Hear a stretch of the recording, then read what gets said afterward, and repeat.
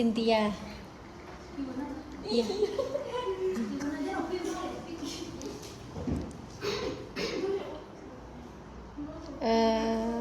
Mitra. Poni. Poni kedua.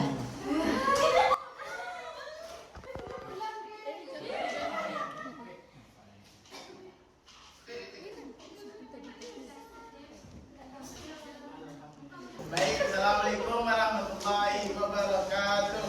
Waalaikumsalam warahmatullahi wabarakatuh. Bersyukur kepada Allah Subhanahu wa taala dan berselawat kita kepada Nabi Muhammad sallallahu alaihi wasallam dengan mengucapkan Allahumma shalli ala Muhammad wa ala ali Muhammad. Baik, langsung saja untuk mempersingkat waktu sebelum kita mulai diskusi kita pada siang kali ini, ada baiknya kita membaca Al-Quran terlebih dahulu. Untuk ayatnya, Quran surat An-Nisa ayat 56.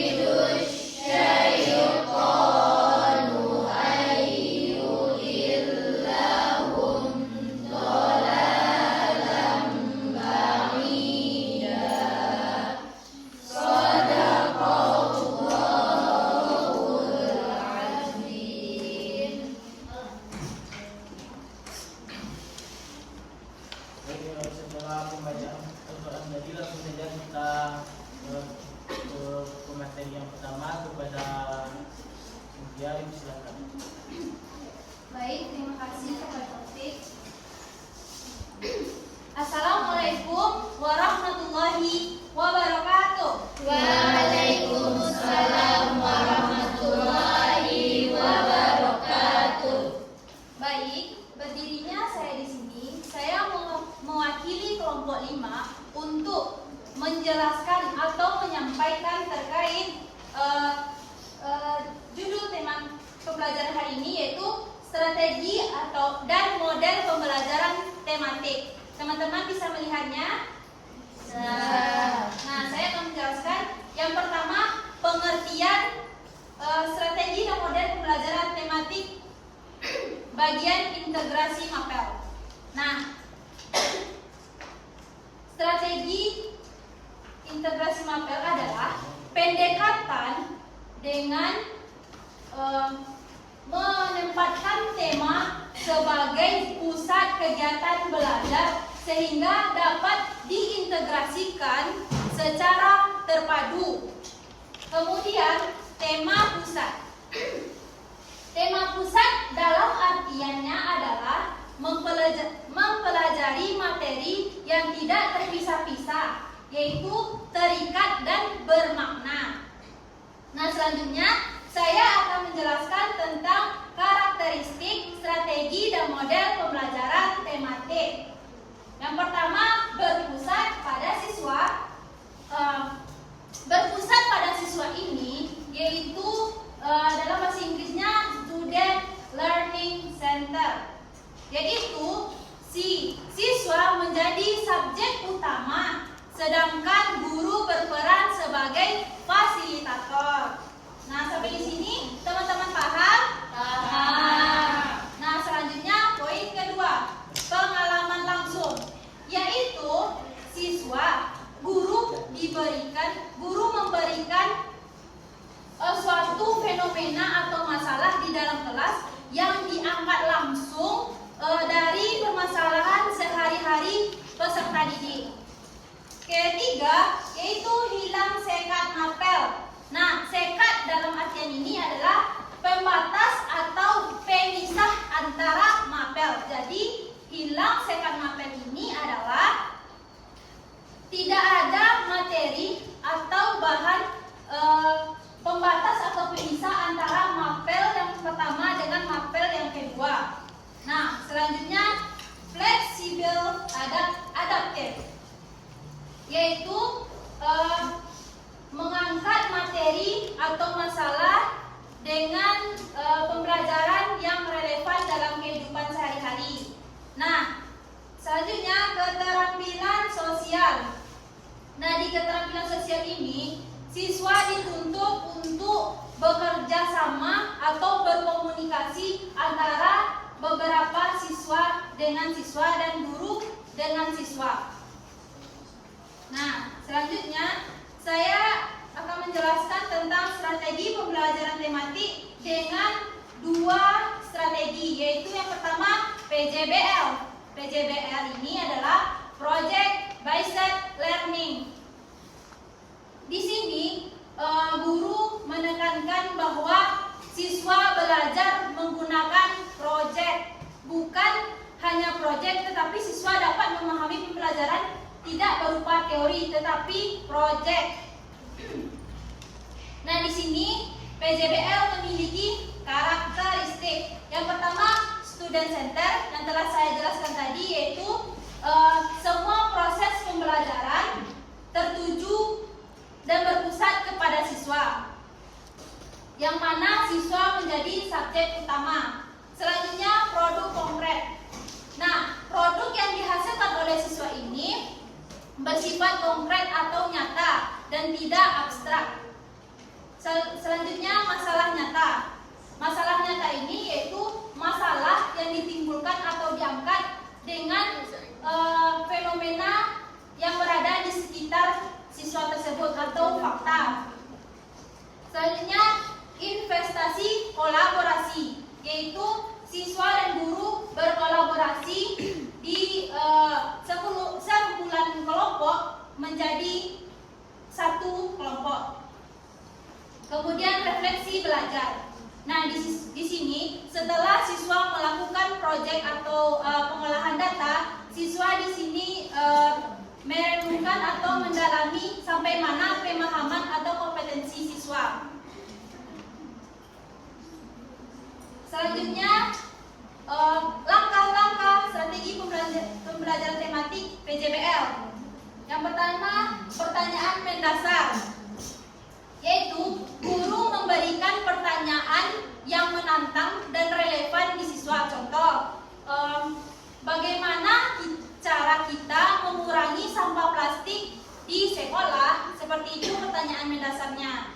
Kemudian rencana proyek. Guru dan siswa merencanakan sebuah proyek dengan menyusun jadwal atau waktu. Selanjutnya susunan jadwal. Di sini guru dan siswa menyusun strategi atau jadwal yang akan ditentukan. Selanjutnya monitor proyek. Di monitor proyek ini tentu saja guru menjadi monitor atau pembimbing atau pengarah. Langsung ke kelebihan dan kekurangan. Kelebihan bermakna.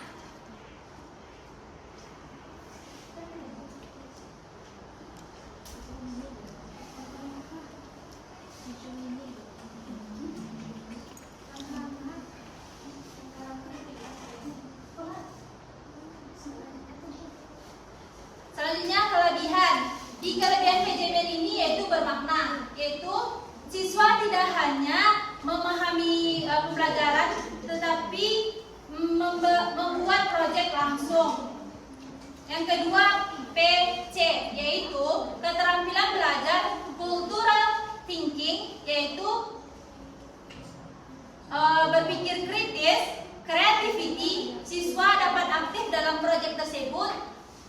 4C yang ketiga yaitu communication, yaitu siswa dapat berkomunikasi antar kelompok. Dan terakhir collaboration, siswa berkolaborasi. Selanjutnya kekurangan. Kekurangan PJBL ini yang pertama memiliki waktu yang lama. Betul? Betul. Kenapa waktunya lama? Karena siswa membuat proyek ini dengan menyiapkan banyak bahan dan alat juga. Nah, kekurangan keduanya membutuhkan fasilitas. PJBL memiliki PJBL membutuhkan fasilitas yang memadai dan juga sumber daya. Yang ketiga, kekurangan PJBL, guru fasilitator. Guru harus benar-benar siap menjadi fasilitator. Ketika terjadinya kendala atau kesalahan dalam proyek, guru sebagai fasilitator bisa membantunya. Selanjutnya, strategi pembelajaran tematik berbasis inquiry. Nah, karakteristik inquiry adalah berpusat pada siswa, yaitu student center. Yang saya jelaskan tadi, siswa sebagai subjek utamanya dan guru sebagai fasilitator. Yang kedua, masalah atau fenomena. Fenomena atau masalah yang diangkat di sini berupa fenomena di kehidupan sehari-hari peserta didik. Yang ketiga, proses induktif. Yang keempat, kritis dan analisis. Setelah siswa melakukan inquiry ini kan penemuan dan pencarian yang dicari oleh peserta didik itu sendiri. Jadi kritis analisis di sini siswa berpikir kritis dan analisis. Langkah-langkah inquiry. Yang pertama, orientasi. Sebelum guru memulai satu pembelajaran, guru memberikan pertanyaan terkait masalah yang ditimbulkan. Nah, selanjutnya rumusan masalah. Di sini siswa merumuskan masalah dan mencari pemecahan dari masalah tersebut. Rumusan hipotesis. Siswa membuat dugaan sementara terkait jawaban dari rumusan masalah tersebut. Selanjutnya kumpulan data. Setelah data permasalahan ini terkumpul, maka langsung siswa langsung uji hipotesis, yaitu uji kebenaran dari permasalahan hipotesis awal. Dan kesimpulan dari langkah-langkah inquiry ini, yaitu siswa dapat memahami dan kompeten dalam mencari inquiry ini. Nah, terakhir kelebihan dan kekurangan inquiry. Kelebihan inquiry, latihan berpikir kritis, siswa dapat memecahkan masalah, dan dengan kelebihan inquiry ini siswa dapat tahu, rasa ingin tahunya timbul karena sesuatu yang belum ia ketahui dan ia cari sendiri, maka dia akan mengetahuinya. Dan terakhir kekurangannya, tidak semua materi bisa dicari lewat dari inquiry ini. Yang kedua, guru siap diskusi. Guru benar-benar siap berdiskusi dengan siswa terkait dengan penemuan ini. Dan terakhir, waktu panjang. Waktu panjang di sini adalah inquiry ini penemuan dan pencarian teori oleh siswa itu sendiri, maka memiliki waktu yang panjang, tidak selesai dalam satu pertemuan saja. Nah, sekian materi penyampaian dari saya, dilanjutkan oleh rekan saya Poni Febrianti. Terima kasih.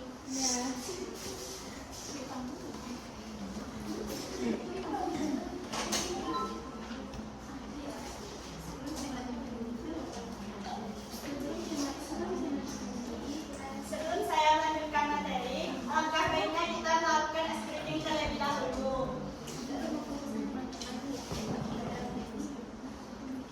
Untuk memfokuskan teman-teman untuk melanjutkan materi selanjutnya.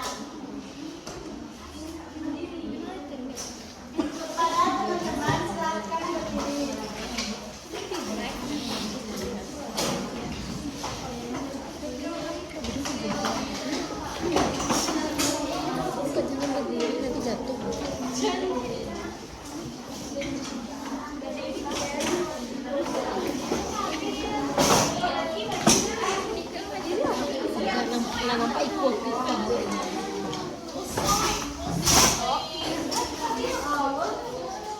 Baik teman-teman semuanya, ice breaking kita ini yaitu ice breaking untuk memfokuskan teman-teman semuanya ya. Untuk ice breakingnya seperti tepuk pagi satu kali, tepuk siang dua kali, tepuk malam tidak ada tepuk disuruh kalau yang salah. 1, 2, 3, tepuk pagi, tepuk siang, tepuk malam.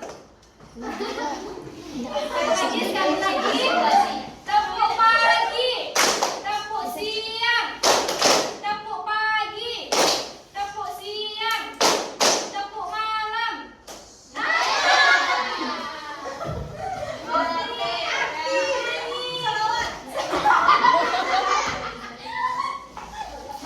Sekali lagi, sampai fokus. Tepuk pagi, tepuk siang, tepuk siang, tepuk malam. Oke, udah fokus semuanya? Belum? Dilanjutkan lagi materinya? Tidak. Sedikit sekali lagi, tanpa ada kata tepuk. Oke, paham pagi, siang? Oke, paham semuanya? Paham. 1, 2, 3, pagi, pagi, siang, siang, pagi, malam.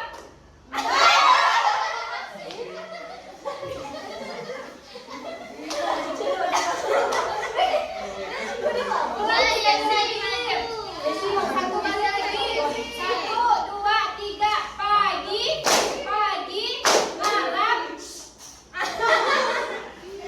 Sekali lagi, pagi, siang, siang, malam. Oke, udah fokus semuanya? Lanjutkan materinya.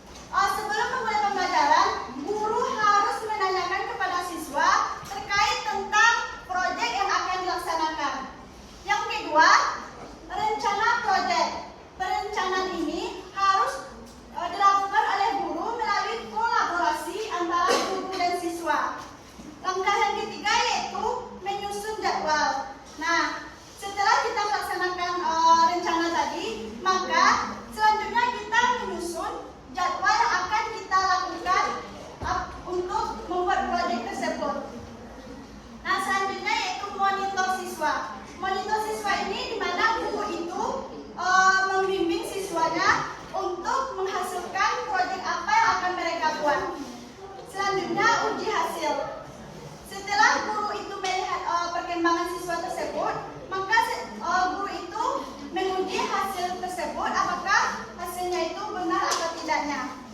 Selanjutnya yaitu evaluasi pengalaman, di mana evaluasi ini guru itu melakukan penilaian terhadap hasil proyek yang mereka buat tadi. Nah, selanjutnya masuk kepada kelebihan. Kelebihan PJBL ini yang pertama yaitu PJBL ini terpadu kepada kurikulum yang ada. Yang kedua, PJBL ini bersifat kontekstual atau yang sering terjadi di dalam kehidupan kita sehari-hari. Nah, yang selanjutnya kelebihannya yaitu kolaborasi, di mana model pembelajaran PJBL ini saling bekerja sama antara guru dan siswa untuk menyelesaikan suatu proyek. Yang selanjutnya yaitu teknologi terintegrasi.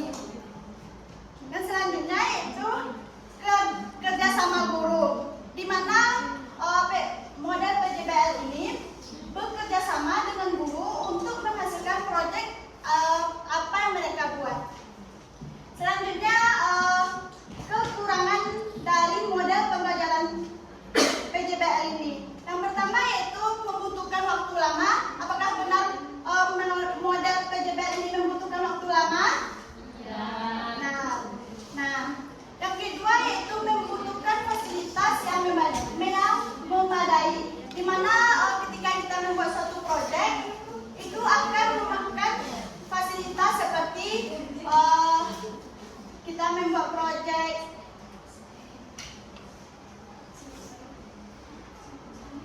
seperti membuat siklus air, kita dimana membutuhkan bahan-bahan yang sulit untuk kita dapatkan. Nah, selanjutnya yaitu tidak semua model PJBL ini cocok dengan siswa. Selanjutnya yaitu kekurangannya membutuhkan biaya yang besar. Seperti kita membuat siklus air tadi, di mana kita itu membutuhkan biaya seperti memprint materi yang kita bikin tadi, membeli karton manila, membeli lem dan lain-lain. Nah, selanjutnya kita masuk kepada model pembelajaran yang kedua, yaitu model pembelajaran inquiry. Di mana model pembelajaran inquiry ini siswa mampu menemukan atau mencari hasil dari data yang mereka dapatkan. Nah, langkah-langkah dari model inquiry ini, yang pertama yaitu simulasi atau simulation, di mana guru itu sebelum melakukan penelitian, siswa tersebut disuruh untuk menemukan atau mencari data yang akan mereka uji. Dan selanjutnya yaitu problem statement, di mana setelah mereka menemukan data tersebut, maka mereka mencari masalah apa yang akan harus diuji. Yang kedua yaitu data collection, di mana data ini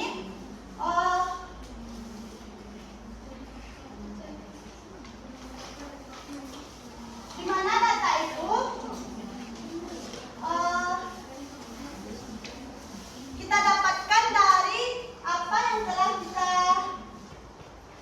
cari tadi.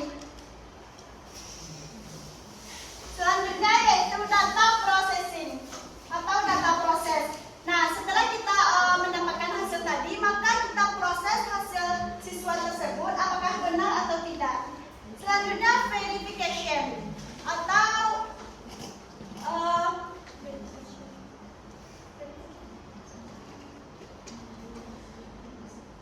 verification itu adalah penilaian hasil data tersebut yang telah kita uji.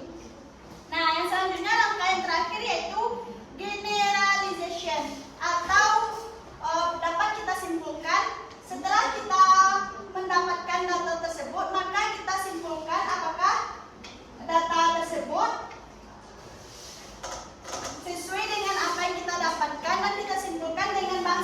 sendiri. Nah, kelebihan dari model inquiry ini yang pertama yaitu cognitive progressive. Di mana cognitive progressive ini yaitu cognitive progressive ini yaitu siswa mampu berpikir secara progresif. Yang kedua yaitu siswa aktif. Nah, dengan model pembelajaran inquiry ini, siswa aktif dalam mengikuti pembelajaran karena dia mampu berpikir kritis, dalam mencari dan menemukan ide mereka sendiri. Nah, yang selanjutnya yaitu memahami konsep dasar. Nah, model pembelajaran inquiry ini mampu memahami konsep dasar belajar karena siswa itu mampu berpikir dengan kritis.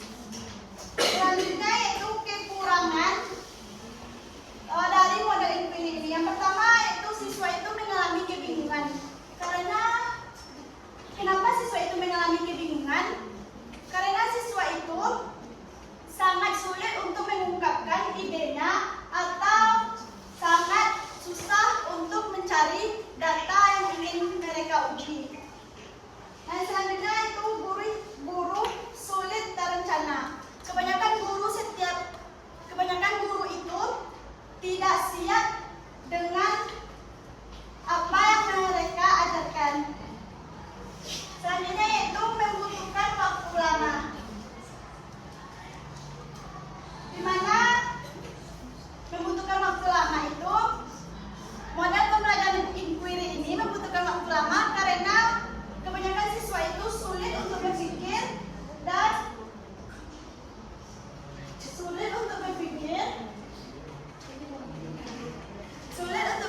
dalam menyampaikan ide atau pendapat mereka. Selanjutnya yaitu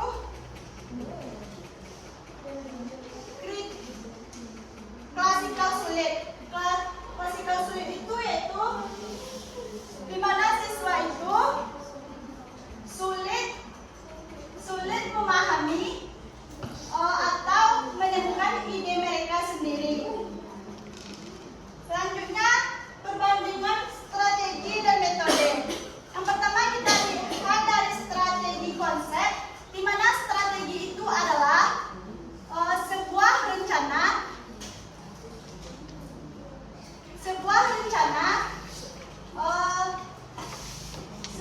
perencanaan yang dilakukan secara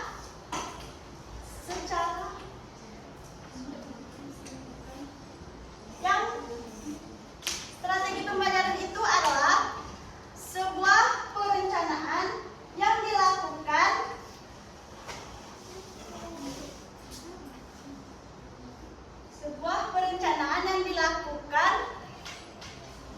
secara signifikan untuk mencapai suatu tujuan pembelajaran tertentu. Sedangkan model pembelajaran itu adalah kerangka sistematis atau terstruktur atau pola sistematis dalam suatu pembelajaran yang bertujuan untuk mencapai tujuan pembelajaran tertentu. Sedangkan dari segi orientasinya, yaitu pada strategi, guru itu harus tahu cara atau rencana apa yang akan mereka buat untuk menyampaikan materi yang akan mereka ajarkan di dalam kelas.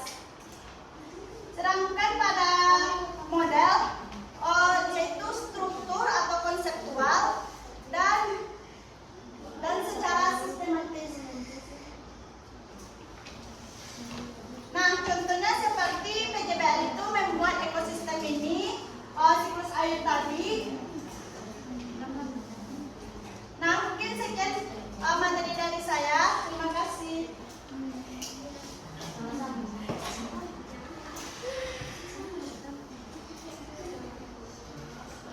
Terima kasih kepada pemateri yang telah menjelaskan materi pada siang hari ini. Langsung saja untuk mempersingkat waktu kita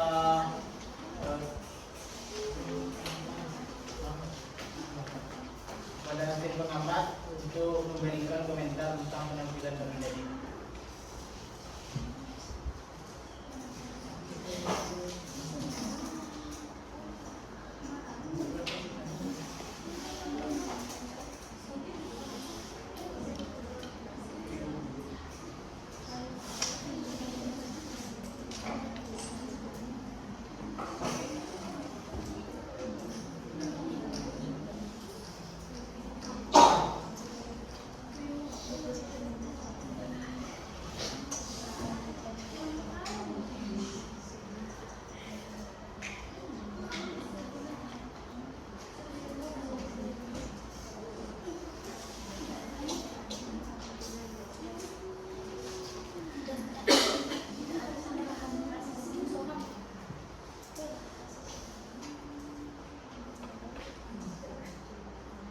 Baik, dari kelompok penyandang mungkin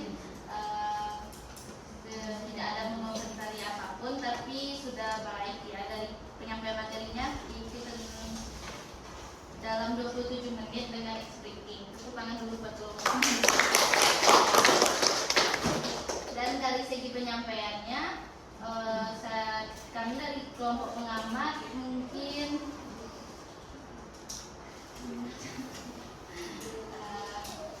sudah bagus, cuman agak lebih konsentrasi lagi. Baik, langsung saja selanjutnya itu pertanyaan dari kelompok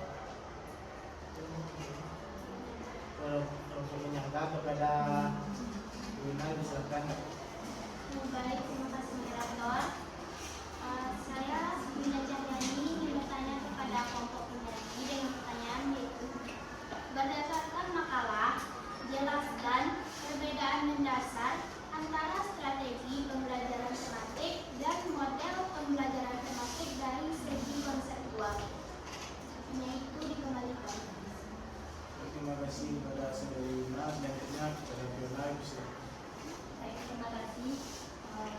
Saya Vena Amalia ingin bertanya kepada kelompok pemakalah yaitu, berdasarkan pemakalah jelaskan tadi, apa saja tantangan yang mungkin dihadapi guru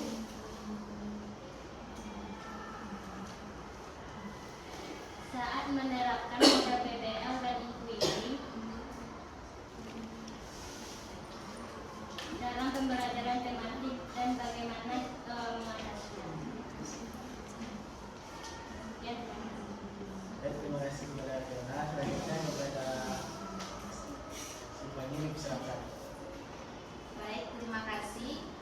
Saya sedikit bertanya. Jadi menurut pemateri, tadi kan sudah dijelaskan tentang PJBL. Apakah PJBL ini sesuai dan relevan untuk diterapkan pada jenjang SD maupun di MI? Kalau iya, mengapa strategi PJBL ini dianggap sesuai dan relevan? Terima kasih kepada saudari Sifani. Selanjutnya kepada Sisi, silakan. baik, terima kasih moderator. Izin bertanya kepada kelompok makalah. Tadi makalah sudah menjelaskan tentang pembelajaran intuisi. Nah, pertanyaannya, apa yang menjadi penekanan utama dari strategi pembelajaran intuisi dan bagaimana pengetahuan yang diperoleh oleh siswa melalui strategi intuisi tersebut? Terima kasih kepada saudari Sisi. Selanjutnya kepada Siti, silakan. Baiklah, saya Fuzila Masuci ingin bertanya kepada kelompok penyanyi, yang mana pertanyaannya, mengapa pemilihan strategi dan model pembelajaran tematik yang dipilih oleh guru dianggap sangat penting, dan sebutkan 4 keterampilan yang ingin dikembangkan melalui pemilihan strategi dan model pembelajaran tersebut. Saya kembalikan ke moderator. Terima kasih kepada saudari Siti. Selanjutnya kepada Akbar, silakan. Baik, terima kasih kepada moderator. Izin bertanya kepada kelompok pemakalah. Pertanyaannya yaitu, bagaimana cara melakukan evaluasi atau penilaian yang efektif dalam pembelajaran tematik yang menggunakan model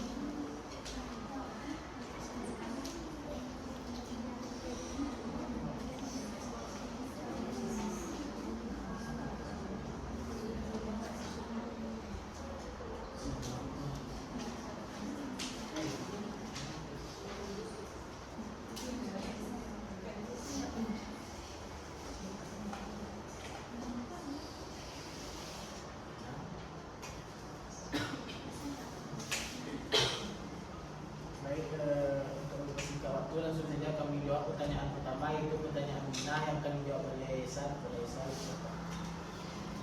terima kasih moderator. Saya akan menjawab pertanyaan dari Nina Cahyani.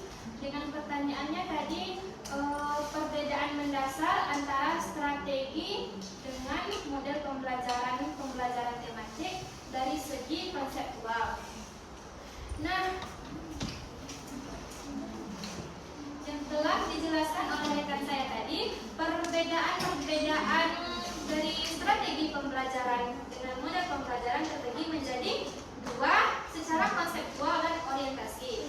Nah, tim penyangga menanya pada bagian konseptual. Pada bagian strateginya, yaitu cara yang fleksibel, yang dimana pada pembelajaran atau pada strateginya, yaitu suatu rencana menyeluruh yang berisi pendekatan, metode yang menyeluruh atau menggambarkan suatu pembelajaran tersebut yang bersifat fleksibel atau tidak kaku atau tidak monoton. Contohnya nih, guru harus bisa menyesuaikan pembelajaran dengan karakteristik peserta didik yang berbeda-beda di kelas tersebut. Karena di dalam satu kelas tersebut, peserta didik memiliki karakteristik yang berbeda-beda. Nah, maka dari itu, strategi yang dipilih guru harus sesuai dengan karakteristik peserta didik mereka tersebut. Nah, kalau model pembelajaran itu, yaitu kerangka sistematis, kerangka konseptual sistematis suatu pembelajaran tersebut. Nah, bedanya kalau strategi itu cara, sementara model itu suatu kerangkanya. Sekian jawaban dari saya, dikembalikan. Baik, terima kasih kepada Desa.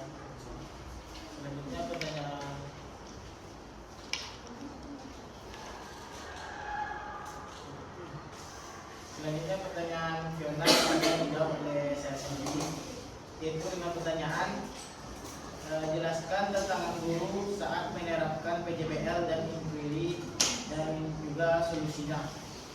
Baik, langsung saja. Yang pertama itu saya akan menjelaskan tentang tantangan penerapan PJBL dalam pembelajaran matematik. Tantangan yang pertamanya yaitu siswa kurang terbiasa berpikir kritis, karena sesuai kita ketahui bersama, siswa pada zaman sekarang ini sangat malas dalam belajar dan siswa pun hanya kadang belajar di sekolah saja dan tidak mau belajar di rumah. Adapun tantangan yang kedua yaitu waktu pembelajaran yang terbatas. Pembelajaran PJBL ini memerlukan waktu yang cukup panjang karena siswa dituntut untuk membuat suatu proyek, dan kita ketahui bahwa satu jam pembelajaran saja jadi hanya 30 menit. Jadi itu juga merupakan tantangan untuk penerapan strategi pembelajaran PJBL ini. Yang ketiga yaitu perbedaan kemampuan siswa, karena di satu kelas itu siswa tidak sama-sama pintar, karena siswa memiliki tingkat kepintaran yang berbeda-beda. Dan tantangan yang terakhir yaitu keterbatasan sarana dan prasarana. Itu merupakan tantangan terakhir dari penerapan strategi PJBL di sekolah dasar. Adapun tantangan penerapan inquiry dalam pembelajaran tematik yang pertama yaitu proses inquiry membutuhkan keterampilan guru yang tinggi. Yang kedua, kurang motivasi siswa untuk menggali informasi. Yang ketiga, kesulitan mengelola kelas, dan yang terakhir, penilaian yang kompleks. Adapun cara untuk mengatasi tantangan-tantangan tersebut yaitu yang pertama, membiasakan siswa secara bertahap. Guru harus bisa membiasakan siswanya untuk agar terbiasa dalam strategi pembelajaran yang mereka ajarkan, karena siswa tidak langsung bisa apabila guru mengajarkan suatu strategi pembelajaran. Yang kedua, manajemen waktu yang efektif. Guru harus bisa membagi waktunya agar waktu yang terpakai itu tidak terbuang dengan sia-sia. Dan yang terakhir yaitu pemanfaatan media sederhana. Guru harus bisa memanfaatkan media saat melakukan proses pembelajaran, proses belajar mengajar di dalam kelas. Mungkin hanya itu jawaban dari saya. Selanjutnya kami akan menjawab pertanyaan.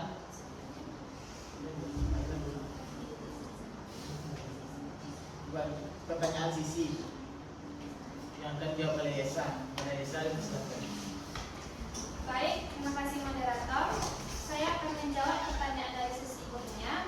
Dengan pertanyaannya tadi, apa yang menjadi penekanan utama dalam strategi pembelajaran inquiry dan bagaimana pengetahuan yang diperoleh oleh siswa tersebut. Nah, yang menjadi penekanan utama dalam proses strategi pembelajaran inquiry yaitu kemaksimalan siswa untuk menemukan sesuatu, yang dimana tadi pembelajaran inquiry itu adalah penelaahan siswa atau proses penemuan dari siswa atas masalah yang telah diberikan oleh guru tersebut.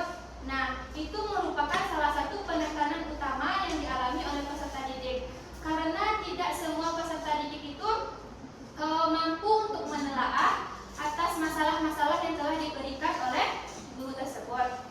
Nah, kalau pengetahuan yang diperoleh oleh siswa tersebut, siswa bukan hanya diberitahu, tetapi siswa mencari informasi terlebih dahulu seperti langkah-langkah yang telah dijelaskan oleh Fonsi tadi, seperti rumusan hipotesis, yang dimana siswa menjawab pertanyaan guru dengan cara dugaan atau pertanyaan sementara oleh hasil pemahaman mereka sendiri. Nah, dengan cara melatih berpikir kritis siswa tersebut, dengan pembelajaran inquiry ini, siswa lebih aktif untuk berkreasi dan berpikir inovatif dalam suatu proyek penelitiannya. Sekian jawaban dari saya, dikembalikan. Terima kasih kepada Yesa. Selanjutnya pertanyaan dari Suci yang akan dijawab oleh Nura. Silakan. Saya akan menjawab pertanyaan dari Suci. Yang pertanyaannya, mengapa penyediaan strategi dan model pembelajaran tematik yang tepat oleh guru dianggap sangat penting? Karena dapat mempengaruhi keberhasilan proses belajar peserta didik dalam mencapai tujuan pembelajaran. Strategi yang sesuai akan memfasilitasi siswa dalam memahami konsep secara lebih bermakna dan kontekstual, serta menumbuhkan minat dan motivasi belajar mereka. Selain itu, strategi dan model yang tepat membantu mengembangkan keterampilan abad 21 seperti critical thinking, kreativitas, communication, collaboration. Keempat keterampilan ini sangat penting untuk mempersiapkan peserta didik dalam menghadapi tantangan di era globalisasi dan perkembangan teknologi saat ini. Mungkin itu jawaban saya. Saya kembalikan ke orang lain. Baik, terima kasih kepada Nura. Selanjutnya pertanyaan dari Silvani yang akan dijawab oleh saya sendiri, yaitu dengan pertanyaan, apakah PJBL sesuai diterapkan di SD? Kalau iya, kenapa?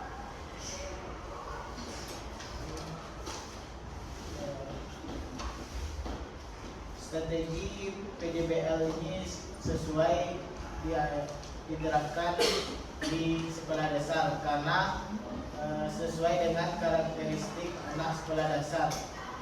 Karena anak sekolah dasar ini sedang berada pada tahap operasional konkret, di mana PJBL ini memberi kesempatan anak untuk belajar sambil melakukan proyek yang dapat dilihat dan dapat dirasakan oleh anak-anak tersebut. Yang kedua, mengembangkan keterampilan berpikir kritis dan kreatif. Melalui proyek ini